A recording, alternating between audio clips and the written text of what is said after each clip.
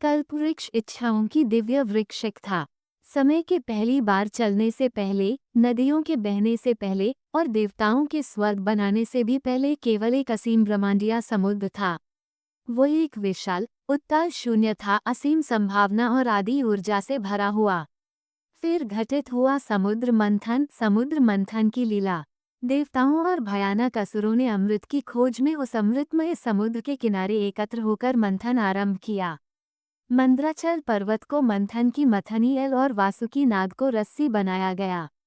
पर उन्हें ये ज्ञात न था कि यह क्षीर सागर केवल अमृत ही नहीं, अपितु दिव्य रत्नों और अद्भुत वरों को भी प्रकट करेगा। जैसे जैसे सागर में झाग उठा और स्वर्ग कंपन करने लगा, अद्भुत रत्न एक एक कर प्रकट हुए। ऐरावत, स्वर्ग का हाथी।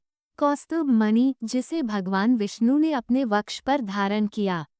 लक्ष्मी देवी, श्री और संपत्ति की अधिष्ठात्री देवी। कामधेनु, इच्छा पूर्ति करने वाली दिव्य गाय।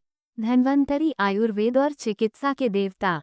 और तब उस ज्योतिपुंज समुद्र से एक विलक्षण वृक्ष प्रकट हुआ।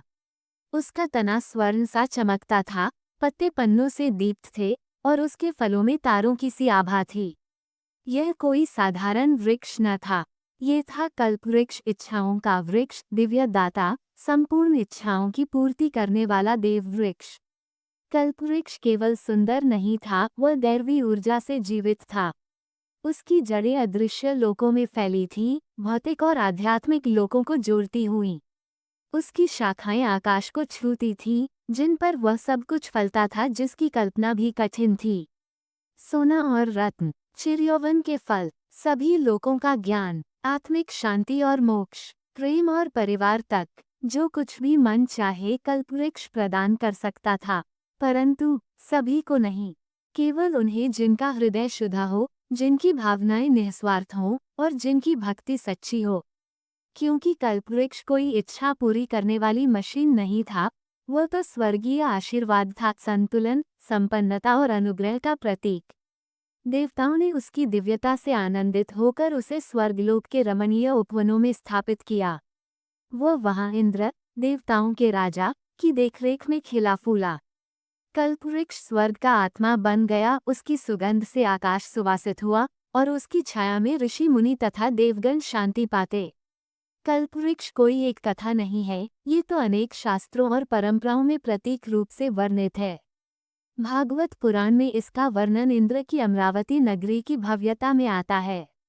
महाभारत में संकेत है कि अर्जुन जब स्वर्ग की यात्रा पर गया, तब उसने ऐसे वृक्ष देखे जो पुष्पों की जगह रत्नों की वर्षा करते थे।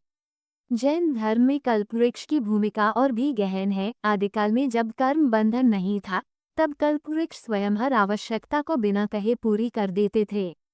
न व्यापार था, न मुद्रा, केवल विश्वास और इच्छा।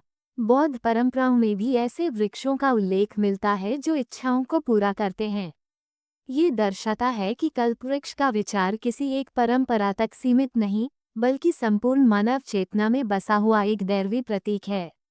परंतु आप पूछ सकते हैं, क्या कल्पवृक्ष केवल स्वर्ग में ही है? नहीं, भारतवर्ष में कई पवित्र वृक्षों को कल्पवृक्ष का अवतार माना गया है। कुछ प्रमुख उदाहरण: 1. पारिजात वृक्ष, बाओबाब, किंतूर, उत्तर प्रदेश। किंवदंती है कि भगवान कृष्ण इस वृक्ष को स्वर्ग से अपनी प्रिय रानी सत्यभामा के लिए लाए थे।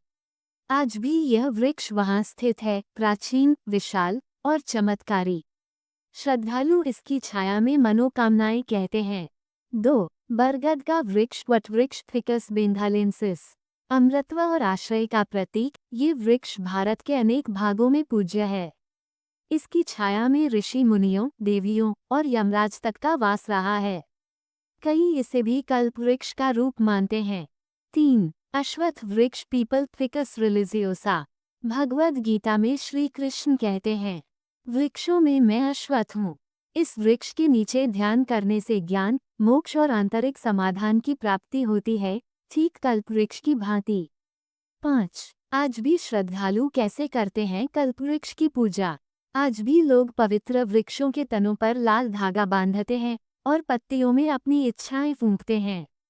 वे जड़ में दीपक जलाते हैं, मिठाई और फूल चढ़ाते हैं और वृक्ष की छाया में ध्यान लगाते हैं। यह मानते हुए कि उनकी सच्ची इच्छाएं पूर्ण होंगी।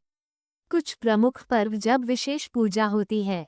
वट सावित्री सुहागिन स्त्रियां बरगद के नीचे पति की दीर्घायु के लिए प्रार्थना करती हैं। आषाढ़ पूर्णिमा जब ऋषियों की पूजा पीपल के नीचे की जाती है।